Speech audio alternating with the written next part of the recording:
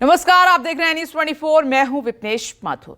चुनावों से नेताओं का कद और पद दोनों तय होता है, इसीलिए इन प्रकरण चुनाव जीतने की कोशिश होती है। लोकसभा चुनाव के बाद यूपी में 10 विधानसभा सीटों पर उपचुनाव होने हैं, जो सभी दलों के लिए नाक की लड़ाई बन चुके हैं। चाहे इंडिया गठबंधन हो या फिर एनडीए, सबकी ओर से ऐसी तैयारी की जा रही है जैसे मुख्य चुनावों में होती है। चुनाव के नतीजों में नेताओं से पद पर भले ही असर नहीं पड़े, लेकिन कद पर असर जरूर पड़ेगा। यूपी में जिन सीटों पर उपचुनाव होना है, उनमें अयोध्या की मिल्कीपुर सीट भी शामिल है, जिसे बीजेपी यानी कि एनडीए हर हाल में जीतना चाहती है। इसकी कमान सीएम योगी आदित्यनाथ ने संभाल ली है, तो इंडिया यानी समाजवादी पार्टी इस सीट पर अपना कब्जा बरकरार रखने के लिए चुनावी मैदान में होगी।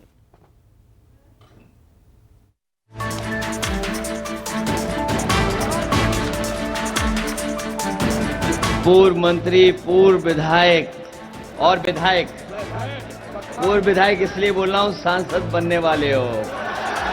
राम भगवान की जन्मभूमि ने बीजेपी को मैसेज दिया, होए वही जो राम रचि राखा। यह है उसका फैसला जिसकी लाठी में नहीं होती आवाज। यही मोमेंटम 2027 में भी बनेगा। होई वही जो राम रुचि राखा, उसकी लाठी में आवाज नहीं होती, जो करते थे किसी को लाने का दावा। होए वही जो राम रचि राखा। यह है उसका फैसला जिसकी लाठी में नहीं होती आवाज। जो करते थे किसी को लाने का दावा, वो हैं खुद किसी के सहारे के लाचार। हम अयोध्या से लाए हैं उनके प्रेम का पैगाम, जो सच्चे मन से करते हैं सबका कल्याण। सदियों में जन जन गाता है जिनके गान। राम भगवान की जन्मभूमि ने बीजेपी को मैसेज दिया है। राम भगवान की जन्मभूमि ने बीजेपी को मैसेज दिया,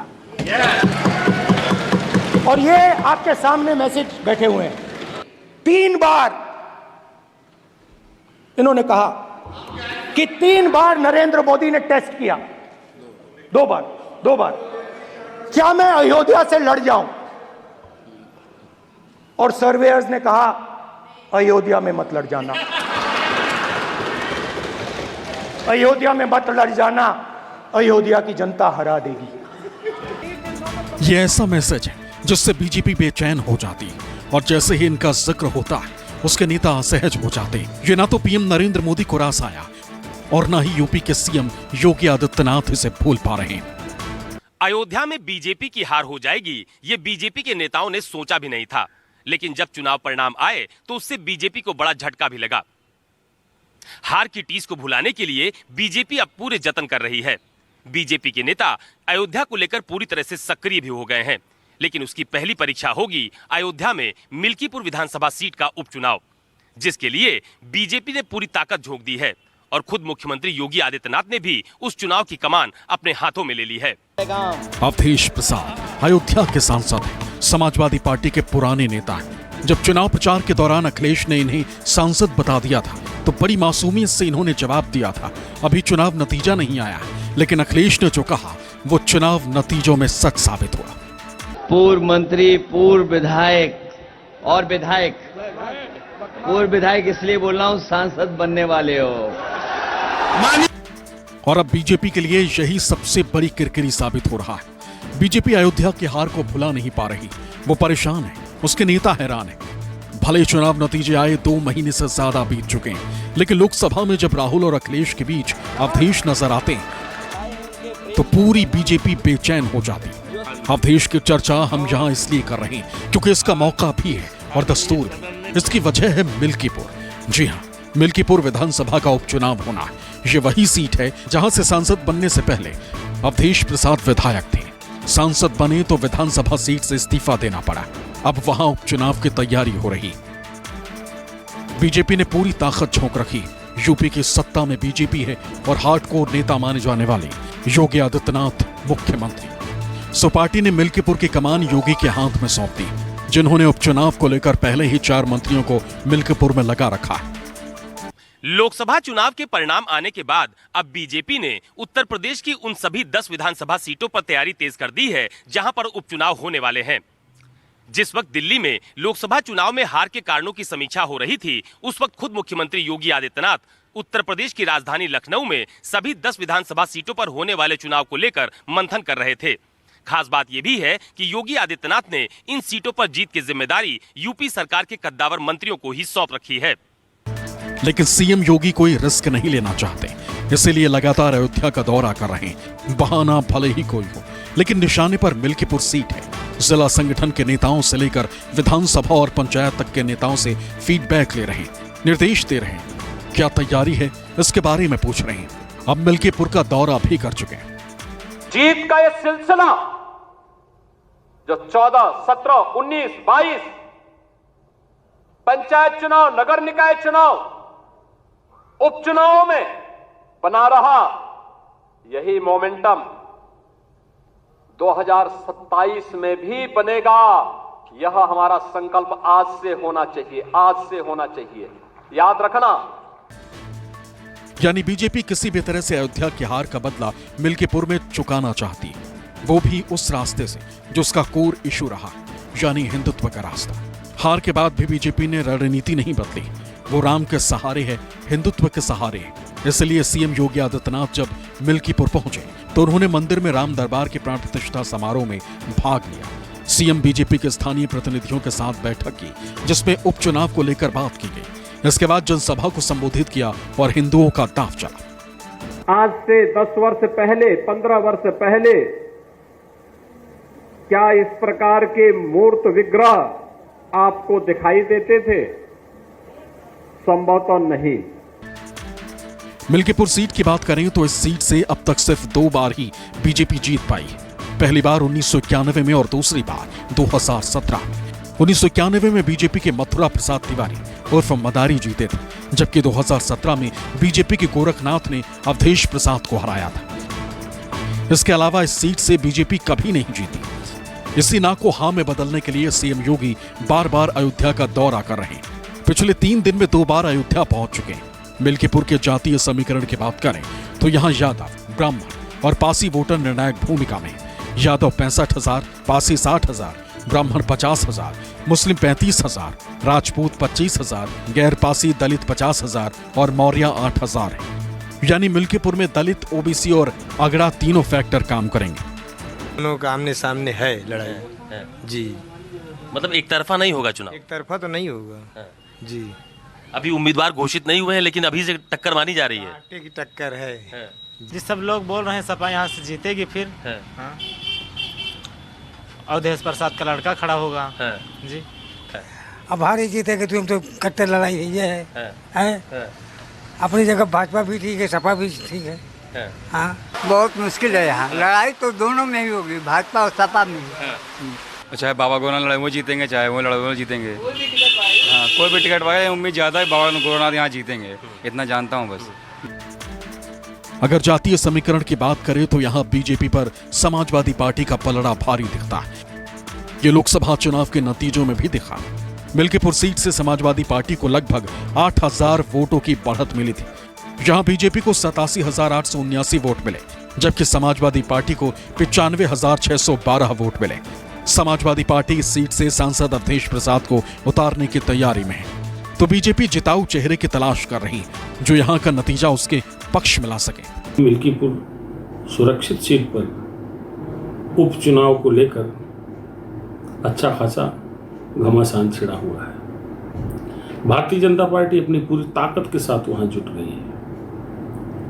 स्वयं मुख्यमंत्री योगी आदित्यनाथ 1 हफ्ते के भीतर उस इलाके में 2 बार होकर आ चुके हैं। जाहिर सी बात है, भारतीय जनता पार्टी आसानी से इस सीट पर समाजवादी पार्टी को नहीं छोड़ सकती।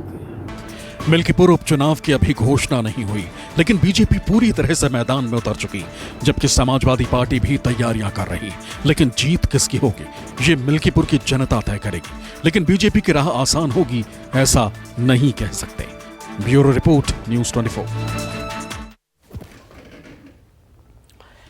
आगे बढ़ते हैं। मिल्कीपुर के अलावा 9 और सीटें हैं जिन पर उपचुनाव होंगे, लेकिन अभी इन सीटों पर किस गठबंधन से कौन दल लड़ेगा इसका पेंच उलझा हुआ है। कांग्रेस ने 5 सीटों पर दावा करके समाजवादी पार्टी के सामने मुश्किल खड़ी की है, तो आरएलडी और निषाद पार्टी ने 2-2 सीटों पर दावा करके बीजेपी को सोचने पर मजबूर कर रखा है। हल निकालने के लिए बैठकों का दौर लगातार चल रहा है। देश के सबसे बड़े सियासी अखाड़े यूपी में जिन 10 सीटों पर उपचुनाव होने, उनमें से 9 ऐसी जहां के विधायक सांसद बन चुके। इनमें समाजवादी पार्टी के अध्यक्ष अखिलेश यादव की करहल सीट भी शामिल है। वहीं शीशामऊ सीट पर इसलिए उपचुनाव होगा क्योंकि वहां के विधायक इरफान सोलंकी को सजा हो चुकी। करहल और शीशामऊ के अलावा जिन सीटों पर उपचुनाव होना, उनमें कुंदरकी, गाजियाबाद, फूलपुर, खैर, मीरापुर, मझवा, मिल्कीपुर और कटेहरी शामिल है। अगर 10 सीटों की बात करें तो 5 एनडीए यानी बीजेपी और उनके सहयोगियों के पास थी, जबकि बची 5 पर इंडिया यानी समाजवादी पार्टी के पास है। एनडीए और इंडिया गठबंधन के लिए उपचुनाव में सीट बंटवारा आसान नहीं होगा। इंडिया गठबंधन की बात करें तो कांग्रेस की यूपी यूनिट ने 5 सीटों पर चुनाव लड़ने का प्रस्ताव पार्टी आलाकमान के पास भेजा। इनमें वो सीटें शामिल हैं जिन पर बीजेपी और उनके सहयोगी जीते थे। मुख्य लोकसभा चुनाव में सीटों के बंटवारे की बात हो रही थी तो पूरा जनवरी फरवरी हल्ला साहब इनकी बात तय नहीं हो पा रही है और टूट जाएगा और चल नहीं पाएगा। सीटों का बंटवारा भी हुआ, हमने मिलकर एक शानदार चुनाव लड़ा, हमने उत्तर प्रदेश में इनको हराया भी। उपचुनाव हम फिर मिलकर लड़ेंगे, सीटों का बंटवारा भी हमारा हो जाएगा और हम इन्हें फिर हराएंगे भी।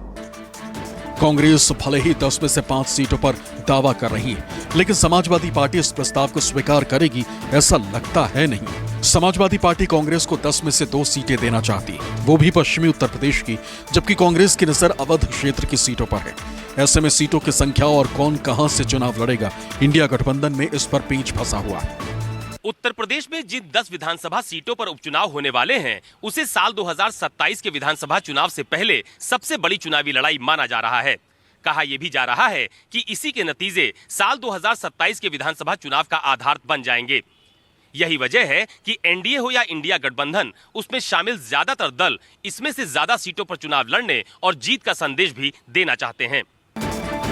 एक चर्चा यह भी है कि समाजवादी पार्टी यूपी उपचुनाव में ज्यादा सीटें देने के एवज में कांग्रेस से अलग स्तर पर डील करना चाहती है। पार्टी महाराष्ट्र और हरियाणा विधानसभा चुनाव में सीटों की मांग कर रही है। ऐसे में दोनों दलों के बीच सीट बंटवारे का मसला जल्द हल होगा ऐसा नहीं लगता है। लोकसभा चुनाव के दौरान भी सीट बंटवारे को लेकर एनडीए चाहे इंडिया, दोनों ही गठबंधनों के बीच सीट बंटवारे पर पेंच देखा गया था।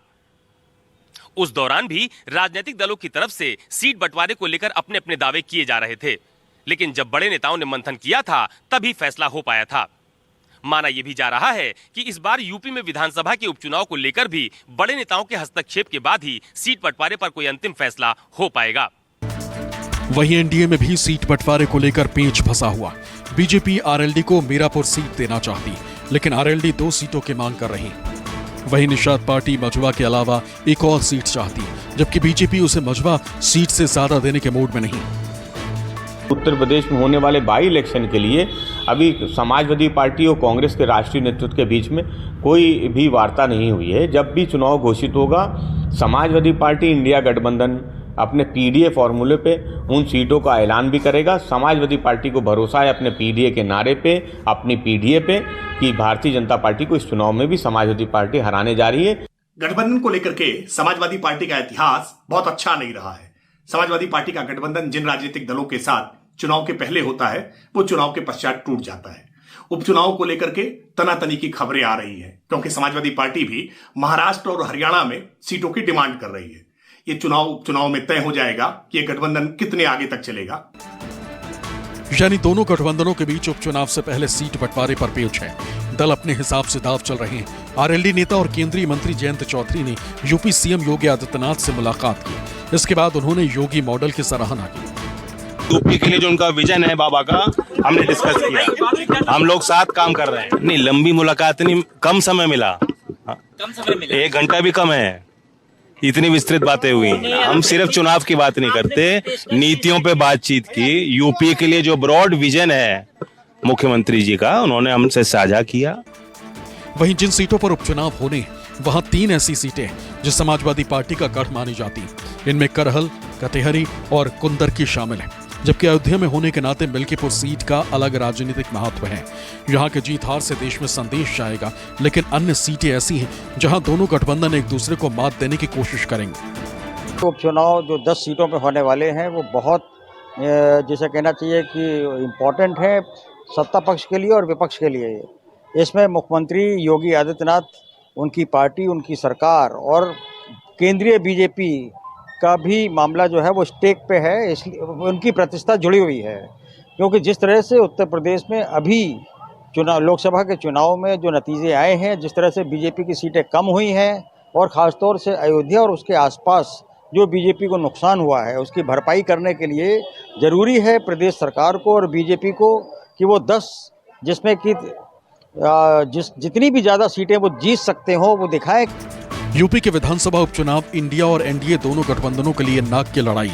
ये जितना सीएम योगी आदित्यनाथ और पूर्व सीएम अखिलेश यादव के लिए मायने रखते हैं, उतना ही कांग्रेस के सबसे बड़े नेता राहुल गांधी और बीएसपी अध्यक्ष मायावती के लिए भी, क्योंकि इन चुनावों में जीत हार से नेताओं का कद तय होगा।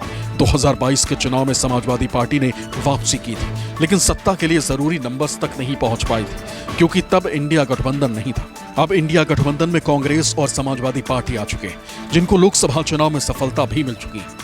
वहीं बीजेपी उपचुनावों के बहाने यूपी में वापसी करना चाहती, जबकि मायावती यूपी में अपने दल की खोई हुई जमीन तलाश रही। वो राजनीतिक रूप से सक्रिय, यानी सभी दलों और नेताओं के लिए यूपी अहम है, इसलिए यूपी को लेकर दावे भी सब कर रहे हैं। Bureau report, news 24।